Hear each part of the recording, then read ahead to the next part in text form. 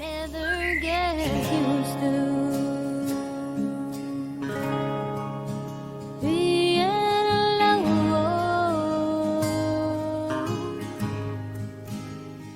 Dreaming dreams all by myself, and you being gone.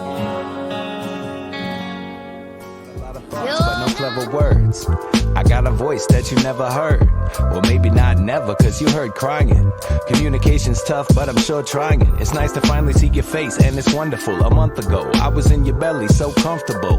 Just dreaming in the dark, sleeping. Listening to the rhythm of your breathing and your heart beating. We were one thing, made of love. Then contractions happened and gave a shove. Everything turned cold and bright. I'm glad you hold me tight, cause my world changed overnight. And now I feel like a puzzle piece, cause suddenly everything makes sense when you're hugging me. And I hope I don't forget this, cause I remember what it feels like when everything's connected. We rise, we fall, we laugh after we cry. You're wise, you're small. You always leave me feel on top, like I'm the only woman in the world, yeah, yeah. Taking care of business, you a boss.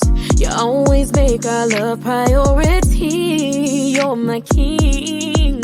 You're deserving every luxury.